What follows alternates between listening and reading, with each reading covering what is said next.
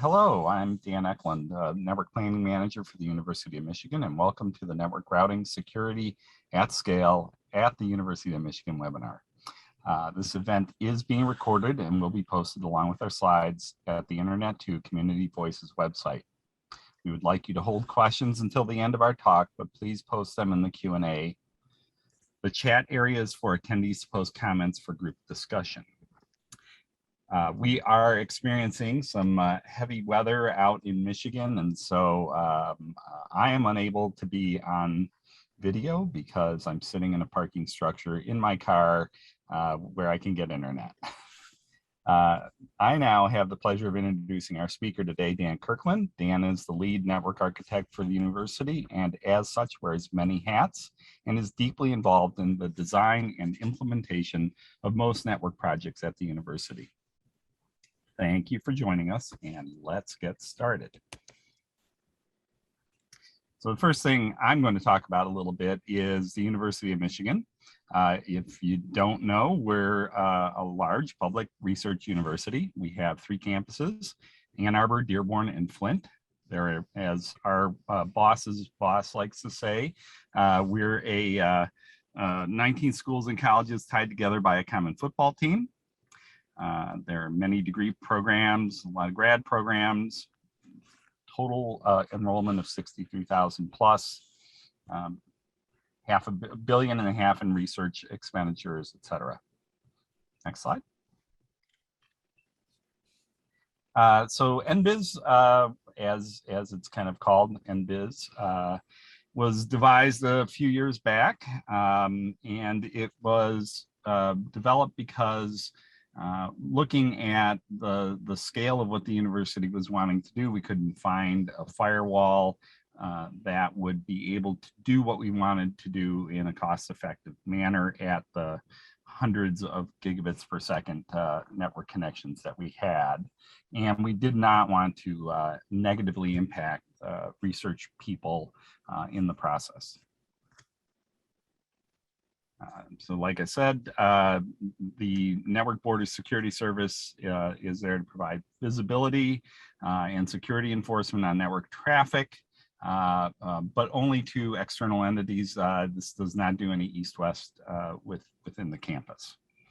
Now, we designed it for line rate, hundreds of gigabits anyway of visibility and filtering, with the ability to hit many millions of filtering entries at the same time.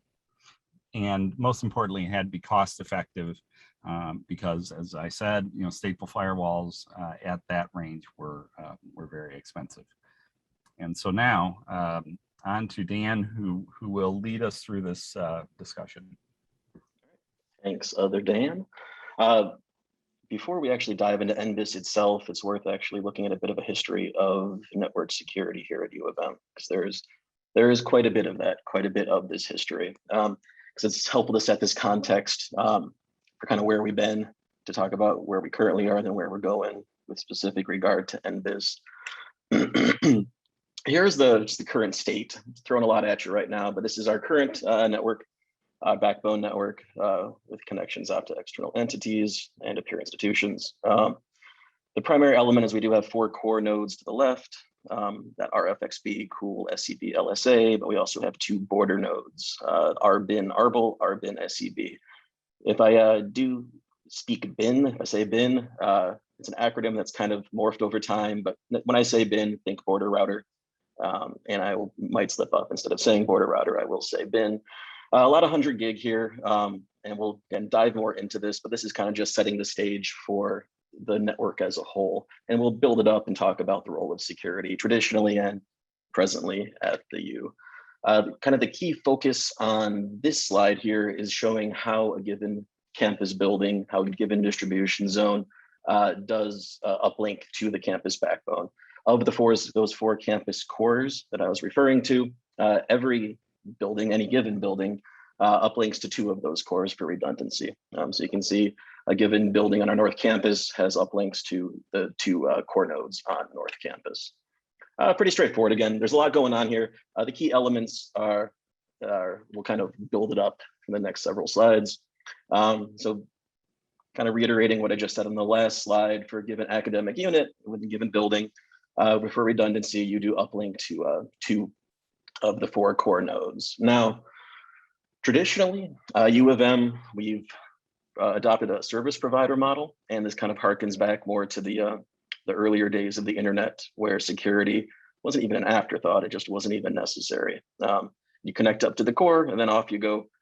You have free reign to do what you want, because again, in the interest of academic freedom and research, we aren't interested in trying to inhibit that. Now, of course, that changed a while back, and kind of the first iteration of security that we have when we do uplink, again, to the external entities via those bin routers, via those border routers. The first iteration of network security was definitely at the unit level with discrete physical firewalls on a per unit basis.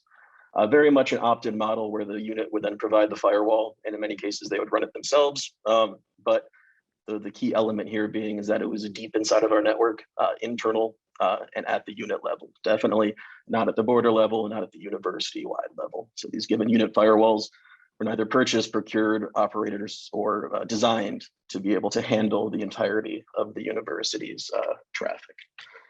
This changed a while back, maybe about 15 or so years ago, with the implementation of a checkpoint firewall. So this was a centrally managed firewall solution. And it was nice because it was centrally managed, and we were able to provide security to units, again, though, not at our border, but deep inside our network. Again, it was still an opt-in model. This is not the default security posture of a given unit. It was very much units engaging us and wanting to add more security at the unit level, but again, not at the border level. As a little aside, though, this is definitely a legacy deployment. It, again, given the time frame we're talking about, it leveraged core spanning VLANs for traffic steering to the virtual firewall. That several years ago, we led us to a slightly different path, again, still deep within our network, but replacing those checkpoints with a couple of big honking Palo Alto firewalls, 70-80 chassis, which even given their size, right, they still were not scaled to handle all of the traffic at our network border. It just, the ROI, the cost, it did not compute. But again, this was still another incremental step in the evolution of security here, of network security at U of M. Kind of the one big difference, in addition to obviously being a newer generation firewall with better capabilities, we did adopt a L3 VPN-based model across our MPLS backbone for steering traffic to and from the Palos, and still centrally managed. But again, just simply about the reality of finances, we could not scale up a given firewall cluster to handle the sheer volume of traffic required for those 100 gig external links to the internet and to internet 2. Around that same time, there was this was a sea change for us for these implementation of these IPS units at our network border. So I said up to this point, it was kind of the Wild West at our network border. We were a service provider. We had no interest really in providing security services at that layer in our network, and apart from the practical realities. But we did have a strategic push to implement some layer of border security. And so these tipping point IPSs were the direction of that time. Of course, again, a matter of scale. You can see on this diagram, they were initially deployed as singleton 10 gigs on those 2 IPSs. We upgraded those to 2x10, but again, it was still very much, I mean, it was a common refrain at this point, it was still very much an opt-in model. Where you had to opt in to be put behind these border IPSs, because again, the size or scale, just not being able to handle the full brunt of all traffic at the university. So you'd be put behind a given VRF, and you'd be steered again via our L3 VPN service behind the IPS. But again, by default, you were not. You were in the global table, and you'd be going across the 100 gig links out to our border, and then out to the external entities out at internet and internet 2, etc. But of course, that leads us to Envis itself. So Envis, those 4 little red boxes, they belie quite a bit of complexity. There's quite a bit going on in those 4 boxes, and that's what the remainder of this talk is going to be about what actually goes on when we say Envis. And you can just tell topologically from where we place these. This is definitely a major change in strategic direction for security at the university. Up until this point, we had never actually had a default network border security technology service at the border like this. Because it's worth noting that it's not just the Ann Arbor campus that comes into play here. You may notice in the middle, Michigan Medicine, that is the healthcare system, the hospital system affiliated with U of M. They also connect up to our border routers. And so anything that we do on these links that we're installing Envis on, it has the potential to impact Michigan Medicine. And so this is definitely a major change in that sense as well in the course of deployment of Envis. So what is Envis? So we put these little red boxes on those 400 gig links out to the greater world, but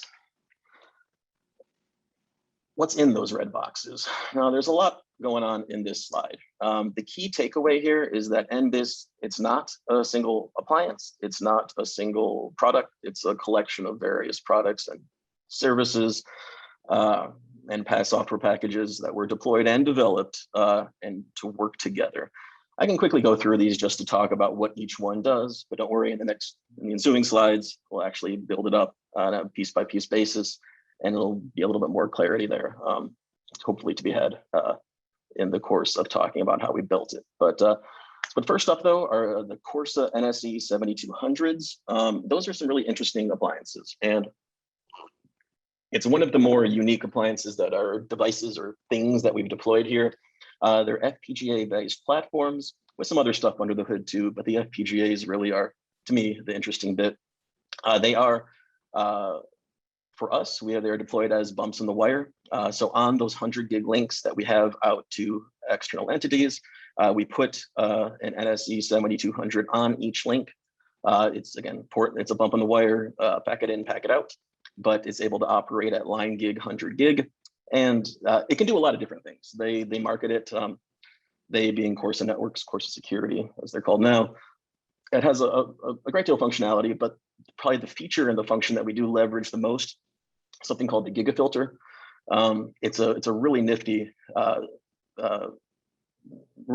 feature in the sense that by leveraging the FPGA under the hood, you can effectively filter any arbitrary subset of the 32-bit IPv4 address space. So you just get immense scale when it comes to filtering, and that was definitely a differentiating factor with this particular appliance. It can do some other stuff too, like you can generate IPFix to do certain logging, because you can set particular PEM entries and IPFix entries to see exactly what you're blocking. But for us, the key elements are that they're 100 gig, line rate 100 gig, and they have immense filtering scale under the hood by virtue of that Gigafilter feature, which is pretty nifty. And we'll talk a little bit more about that and how we program it and how we leverage that. Up next, Gigamon optical taps. Not a whole lot to say there. I think that's pretty well understood. We use Aristas for tap aggregation. So once we tap the traffic, we send it off to Aristas for aggregation. We have a couple different geographically distinct sites where our border routers live. So we do need to tap at those two sites and then backhaul. And we can talk a little bit more about how that works. Once we've actually tapped and aggregated that traffic though, we send it off to security devices. As of today, our primary security device, the primary consumer of this tap traffic, are Corelight appliances, the AP3000s in particular. They're a nice box. We have a cluster of them. They have 2x40 NICs. Under the hood, they're primarily running Zeek, which I think everyone's well versed in. And so we're having the Zeek on those AP3Ks crunching the traffic that is tapped and sent to them. There's some newer features we are exploring too, like you can turn up Suricata on the AP3Ks. We haven't done that yet, but there's some, again, those I'm very pleased with Corelight and those appliances generally. And we can talk a little bit more about that. But so once we send the traffic off to be crunched and to be analyzed, where does it go? What are those log entries and the data that is generated in this case by the AP3Ks? We have traditionally been a Splunk shop for logging retention and analysis reporting and all of that. But I think we're all well aware of the wheelbarrows full of money required for Splunk. So we still use a little bit of Splunk, but one of the new vendors and services that we did deploy here was Humio. So Humio, if you're not familiar, think they were bought out a couple of months ago, and we're still have a good relationship with them. They're still working well. So I think the Cloud Strike is the company I believe that bought them. But they're still very much engaged with us, and they are a logging vendor, and they have a couple of interesting features that we really do like. The primary feature being is that they were quite cost effective, nowhere near as much for us as Splunk, for instance. Their pricing is very attractive to us. They also have some very attractive compression ratios, and that secret sauce. We've been very pleased with that. So, so we send those logs off to Humio for retention, and we'll talk a little bit more about what happens there. But another key building block, though, in the next line is Mitten. It's a SIP deployment we have here. It's our threat intelligence framework. It's run by our information assurance vertical here at the U, our security team. It collects both external threat intelligence data from other sources around ISAC, other universities.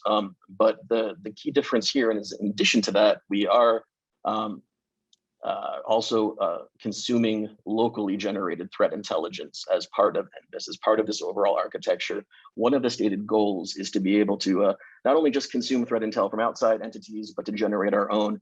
And I'm going to talk a little bit more about that in later slides, because it definitely ties into the next item, which is the blocking Arbiter, which is it's a in-house, internally developed software package that kind of glues this all together. But it also very intimately works with Mitten and with the locally generated data for actually, so all of those sources, the idea is then the blocking Arbiter sits between those data sources, and then it actually pushes out the enforcement policy out to the courses.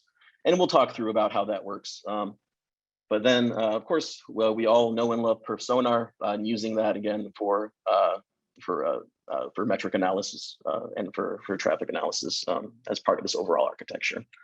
All right, so I said a lot there. Let's actually build this up and see exactly how we deploy these components. And so starting off, this is a simplified diagram of what we saw a few slides ago about how the university's border network is constructed.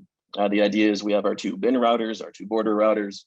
Each border router, in addition to a few other 10 gigs and smaller connections, the primary uplinks we have hanging off of them are 200 gig interfaces, 200 gig ports off of each, so 400 gigs altogether.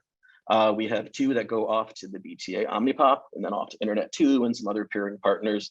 But Internet 2 is probably our most, the peering partner, obviously, that we're most interested in coming off of that set of connectivity. We also have 100 gigs going off to our regional Merit, and then we use Merit for transit and for other peering capacity as well. But these 400 gigs really are the primary building blocks, the primary workhorses of the border network here at the university. So the first step that we did is we installed 4 of these NSE 7200 Corsa appliances, one on each 100 gig link.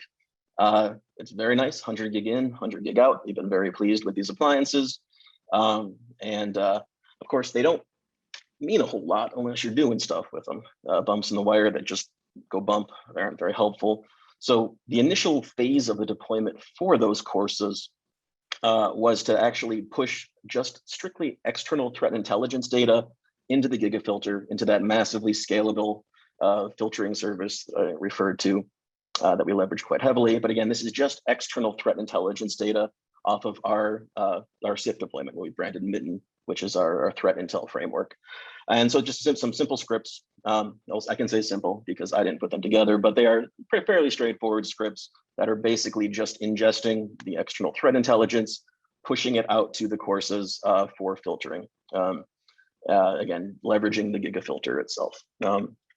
But that, of course, is just a pretty basic filtering policy. When we start talking about wanting visibility and actually crunching data and packets that are traversing our network border, we obviously installed those optical taps, pretty straightforward, and then outputting them to our Arista tap aggregation switches.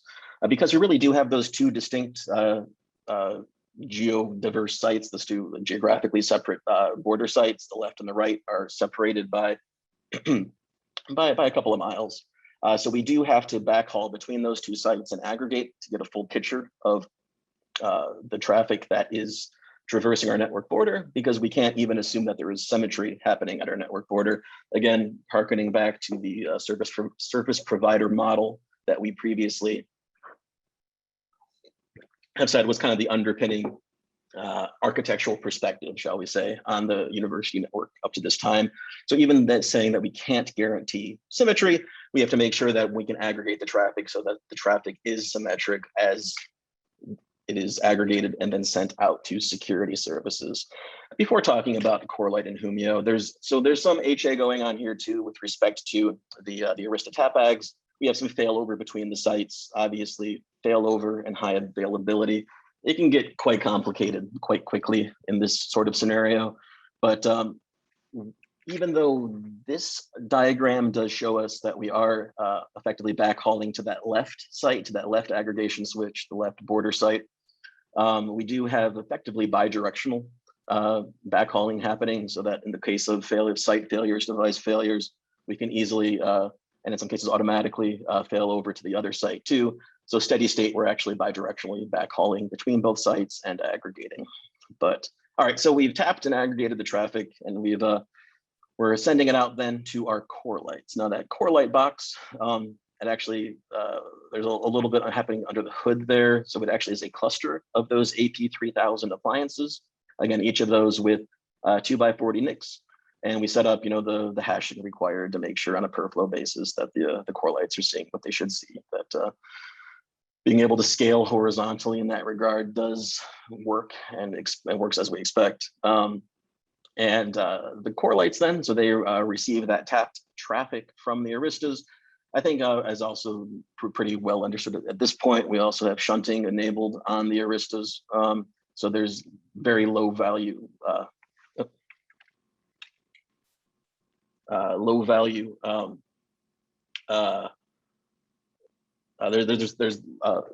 there's some low value traffic that we don't need to send onto the Corelights that we do filter on the Aristas. That doesn't just to save processing and cycles on the Corelights themselves.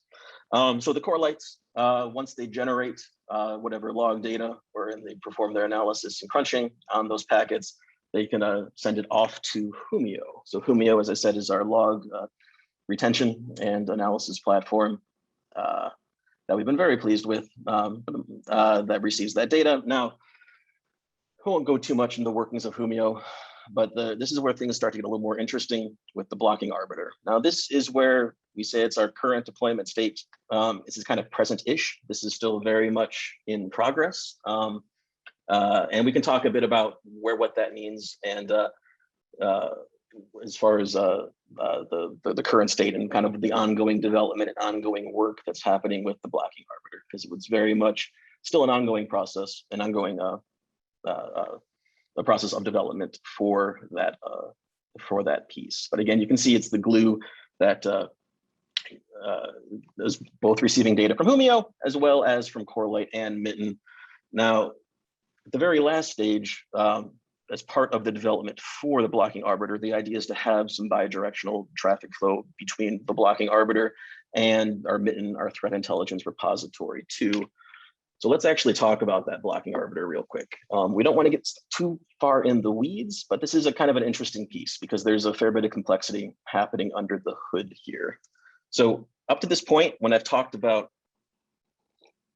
taking threat intelligence and programming it for filtering purposes on the courses, it's a relatively slow process. We're taking in feeds from outside entities, and every 5 minutes, a little bit less than that, but every 5 minutes, we're pushing that data to the courses, to the Gigafilter. But that of course, obviously, when we're talking about our need, that's not fast enough. We want to more quickly respond, particularly to locally generated threat intelligence. So the architecture of the blocking arbiter, of that glue that we have holding this all together, is the idea of both a fast path and a slow path. The idea is that what we've called branded the slow path is what I've just described. Every few minutes, pushing threat intelligence from external sources and blocking. But the idea is with the fast path, taking locally generated threat intelligence here, as seen from Zeek, and then being able to more quickly program that via a different path, the blocking arbiter, via this fast path. into the courses for more quickly blocking on locally generated, locally identified threats from our local services. This, as I said, is still under active development. We did lose a key member of our development team, of our software dev team. So this is still happening, albeit a little bit more slowly, I think, than we would have liked. But we can talk a little bit more about the current state and how this is actually being realized. But this is currently a work in progress. And we'll talk a little bit about where the blocking arbiter is going when we talk about kind of the future direction of Envis in a little bit. But this is kind of the current state of where we're at right now. But a quick little tangent, not a tangent, but a kind of a side story about Envis itself. So Envis, it was an internal U of M project. It is an internal U of M project, but we were awarded a NSF grant based on that Envis work. And it spun up a separate project, a new project that was branded NetBasilisk, but it's very much joined at the hip with Envis because it really is an offshoot. It's a spinoff of Envis itself. So a couple of years ago, we were awarded $1 million NSF grant for a couple of years. It's still ongoing. We've extended that a little bit. You can see that we took some liberty with the acronym here, the Network Border at Scale, Integrating and Leveraging Individual Security Components Project. I think we were more enamored of the name NetBasilisk than the individual components. But it's the idea was for NetBasilisk to take the work we've been doing with Envis and to extend it again with specific regard to data intensive science. Now, we were able to, again, I think major kudos to Eric Boyd, the service owner for networking here at the U. He has very deep ties with the research community at the university. So we were able to work with several researchers in various fields here at the university, and with kind of varying use cases for what they were trying to do with the network, but still fundamentally data intensive science in some fashion, or at least research that required network functionality of kind of an interesting bent. And we'll talk about that in a bit. But again, we were very, very blessed being able to work very closely with some interesting researchers and their research at here at the university. So as I kind of said, there were some different use cases, and it's worth noting the types of use cases, because these use cases, the idea is to take these use cases and see how it intersects with Envis, to see the impact of Envis on these use cases, and see where we can enhance and push Envis forward. And also, so not just investigating, but actually enacting change and enhancing and upgrading Envis itself to further facilitate data intensive science, to make sure that we really are not standing in the way of that. So of those use cases, the idea is we can be pushing data sets into the university. So from off-premise instruments, collecting the data onto campus, or obviously in the opposite direction, we can be pushing data off campus.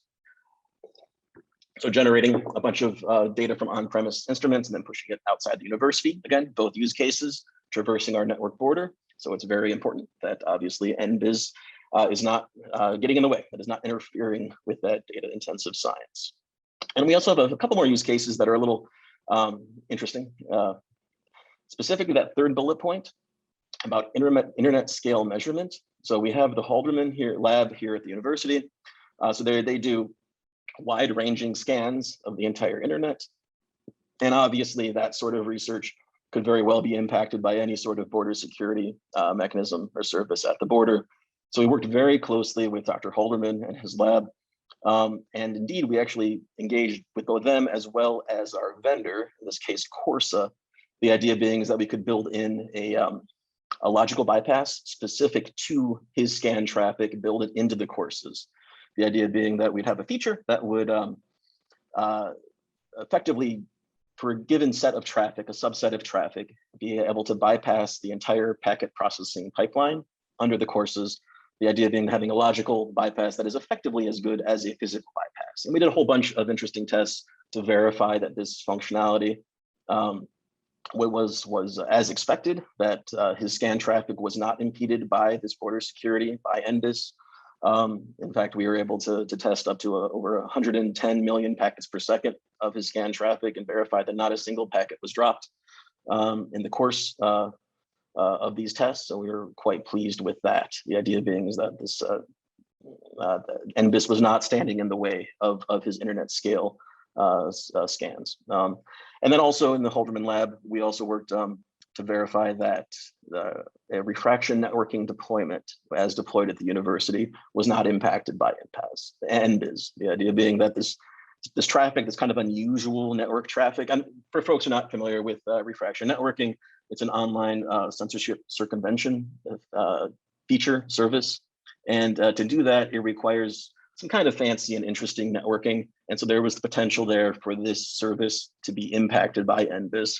So again, as part of this grant, one of the use cases, one of the areas of investigation was to verify that, was to go through and verify that that the refraction networking deployment was not impacted by Envis. Now, there's these project goals. We can dive into these a little bit. I'm not going to get too hung up and get stuck in the weeds too much on this. But the idea being is that we fundamentally taking the initial work we had done with Envis and extending it, again, within the scope of data intensive science, making sure it's scalable and automate what we can. But then that fourth bullet point about differences between open source and commercial versions of Zeek. So we did do that. In addition to the Corelights, we also had an open source Zeek deployment too, as kind of a plan B in case, because we were still exploring, seeing what was possible and what our options were. And when it came down to it, we actually preferred the Corelight deployment over the Zeek deployment. So right now in production, we currently just have the Corelights running. We do not have our open source Zeek deployment. And that's been working pretty well for us, and we've been quite happy with that. And then those the following 3 bullet points over what we provide. We've again talked through all of this. Not a whole lot more to say there, but this slide's important, I think, because I think it showed the engagement that we had across the university in different areas and different fields, which I thought was definitely useful and interesting. The idea is that we were able to tie in all these various researchers and investigate the impact of Envis on their research. And it was just personally a very satisfying experience generally. And the broader impact of the project itself. So again, we've spoken to this a fair bit, but the idea is still providing a highly performant and secure network connection that supports data intensive science and high bandwidth network research. Again, we wanted to provide as much security as we can, but fundamentally our primary mover here is not staying in the way, is not getting in the way of research, not interfering with research. Particularly, I think we're all aware that how we've kind of stood in the way of particularly of data intensive science, but also of network research itself. There's, I think, in some ways, a fundamental conflict between those two use cases and network security generally. So I think this project was interesting insofar as being able, trying to reconcile and trying to make sure that we can still provide some level of border security university-wide, again, without fundamentally impacting the ability of our researchers to research. So let's talk about future developments. We'll go in one by one and talk through this, but the blocking arbiter, as I said, it's very much a work in progress. There's still a lot happening here. Losing a key developer on our team definitely did slow us down, but work is still continuing. And that fast path, that leveraging locally generated threat intelligence, we've made a lot of good progress there. We're really close to finalizing that, and that's kind of a key element of this architecture, right? What's the point of tapping and crunching all of these, hundreds of gigabits of traffic if you're not actually going to do something with it? And we've been very pleased when we've been proceeded with some upgrades under the hood on Mitten just recently on Civ to facilitate some of these higher speed updates to leverage that locally generated threat intel. And we're really close to flipping that switch and pushing that piece, the blocking arbiter, into production. We're also doing some work, making advances on the clustering and high availability capabilities of the blocking arbiter. That's an ongoing effort. it's still ongoing, but you'll see after that third bullet point, or packaging for release is open source. That's definitely going to be happening sooner rather than later. And the hope is that we would have some of these additional capabilities baked in before we do release it. But that work is ongoing. The blocking arbiter, as I said, it's still very much a work in progress, but a lot of good work though. So you may have noticed I haven't really discussed v6 at all. I've kind of elided over IPv4 versus IPv6, because one of the not a dirty little secret, but one of the limitations of the Gigafilter on the courses is that the Gigafilter itself is fundamentally IPv4 only. I mean, even with an FPGA trying to do arbitrary subsets of the 128-bit v6 address space, it's not in the cards. So it's a matter of reality. So as of today, we still do leverage standard stateless router ACLs on our routers. And given the scale of v6 hosts that we have to block, that we have threat intelligence for, it more than meets our needs. But obviously, that's going to change. So there are v6 capabilities within the courses today. They're not nearly of the scale of the Gigafilter, but they are enough to meet our needs too. We wanted to pursue that. But I mean, full stop though, the next iteration of Envis, when we iterate and have the next iteration, its filtering appliance, obviously larger scale v6 is a very, very firm design requirement, design goal for that piece of the architecture. Now, I think the part that kind of doesn't keep me up at night, but the part that I think is of most interest to me, maybe several people on this call. So our current state are multiple hundred gigs. Now that's obviously changing, particularly with the good work being done by the folks at Internet 2 and NGI. 400 gig is going to be a reality for us sooner rather than later. Our border routers themselves are going to be undergoing an upgrade. Technically, the chassis we have are 400 gig capable, but we're actually going with a whole new platform in about a year or so. And that's a work in progress in its own right.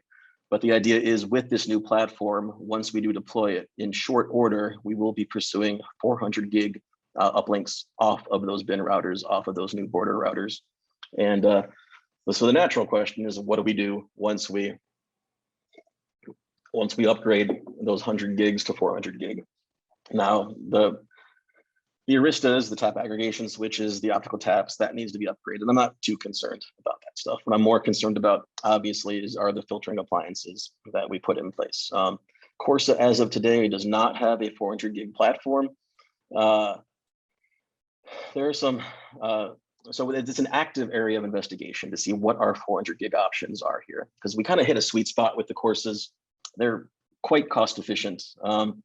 And they met our needs with respect to stateless filtering with the Gigafilter and the scale of that filtering, and again, at line rate for 100 gig. But barring a 400 gig capable version, we're kind of in an interesting spot. Now we have we have vendor engagement as far as investigating what our options are on that front. That's still very much an ongoing process though. If you all have any ideas, by all means, contact info is going to be at the end of the slide deck. Please reach out and let me know. We've been talking with peer institutions and kind of feeling our way, but one of the big problems, obviously, is this filtering scale. Outside of an FPGA-based appliance, no one can hold a candle to the filtering scale that we actually have on the courses. Trying to get 5-10 million filtering entries on the standard off-the-shelf switch via ACLs, it's just not possible. So we are exploring things like. We won't go too far into the weeds on there, but by all means, feel free to reach out. I'm happy to have this discussion with y'all after the fact. But yeah, the 400 gig border upgrades clearly, and the intersection of that with the upgrades that would be required for those courses, for that filtering appliance, whatever manifestation that comes around as, is definitely an active area of investigation on our end. Okay. So just wrapping it all up, I mean, it's worth noting that Envis, for us, it's been an ongoing iterative process. We've been iterating, through the various components of the system, kind of in some ways feeling our way. And as I said, with NetBasilisk, it very much was research in its own right, verifying and again, engaging with vendors after if we want to have a particular enhancement made that would then facilitate what we're trying to do. We've done that, but the key element is the underlying production network. It does grow and change. I mean, obviously, the network security services required for that network, they change too. And particularly when we talk about things like the 100 gig to 400 gig upgrade, where one of the nice things about the Envis architecture, so we all know that security, it's not a product. You can't buy one security. You just buy many vendors. But no, joking aside, we had hoped that we would be able to buy, I mean, back when we first started Envis, the easy solution would have been if someone could have sold us a single box, a single appliance that did everything that we wanted, that we just outlined. And that obviously is just, there's no one who does that. So we bought a whole bunch of different products and developed some other stuff in-house and glued it all together, and it met our needs. The advantage there, obviously, is that if a given component no longer meets our needs, being able to upgrade it a little piecemeal, that's obviously possible. Now it's a network, so as networks happen, right, they're all connected, and one little piece over here can affect another piece over there, but still having multiple pieces, multiple vendors, it facilitated certain things like that, which is good. But again, it's an ongoing process. I think the second bullet point is a key takeaway. There is no silver bullet for network security, full stop. You just can't buy one security. Give me one security, please, that handles all of my needs, that makes my network fully secure. For us, the key element is that it's another useful layer of security. Again, going back to defense in depth, it's another useful tool. But the most important thing is that it's in a place in our network that has traditionally been out of scope for network infrastructure security. Kind of this journey of having a completely open service provider style network border to having some layer of security at that border that can then be augmented with other layers of security. But yeah, and just to be entirely clear, Envis is not a silver bullet. It's a very cool, very useful, very interesting network security service. But yeah, no, it's not a silver bullet. Okay, and so, after all of that talking, one thing just to note my email address at the bottom, doc@umich.edu. By all means, feel free to reach out. Happy to talk about Envis. It's interesting. Personally, I found it very interesting. Also very fulfilling in the course of this multi-year deployment. A lot of cool stuff. And but yeah, happy to talk about any other components offline. But I think now we can probably pause for questions and follow up there, if there are any. All right, it looks like we have a couple of questions submitted. Okay. The first question is from Rich. What layer of the OSI model are you filtering on the courses, and what are the courses capable of L3, L4, L7? Sure. So the Gigafilter itself is just matching on a source and destination IP address. And that's the Gigafilter. To get the scale of the Gigafilter, it's fundamentally just based on IP address. There's another security policy enforcement engine with Corsa that is not of the same scale of the Gigafilter. You can get on the order of 102,000, about 100,000, I think. Don't quote me on that, but definitely not of the scale of the Gigafilter. But there are some 5-tuple filtering you can do. We don't really leverage that because our threat intel is primarily based just on IP address. So yeah, as far as going deeper inside the packets, we just don't have that need right now with the courses. But it's based on address, and that meets our needs. Yeah. All right, thank you. And another question submitted from Kay. Did your team publish anything about the differences you found between Corelight and open source Zeek? And could you talk a little bit about those? Sure, I can speak a little bit about that. That is more within the realm of our IA vertical. I'm a simple, humble network engineer, so I had exposure to that piece of the project, but I needed to defer to the SMEs on that side of the house. As far as published, I'm not sure if they've actually published anything. Feel free to reach out via email, and I can hook you up with those guys. And if they don't have anything readily available for kind of forwarding on any published works, I'm sure they'd be happy to chat to and talk through.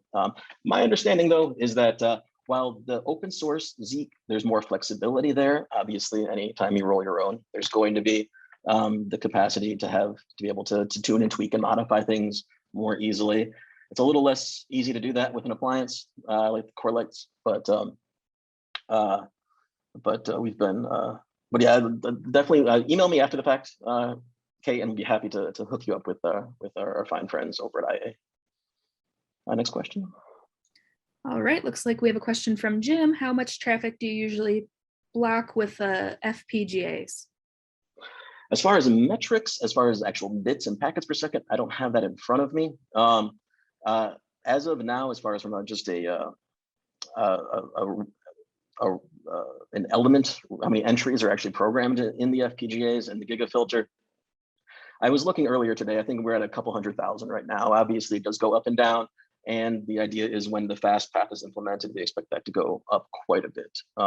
But the stated requirement from IA, from our security vertical, is they want to get up to that 5 to 10 million threshold for filtering.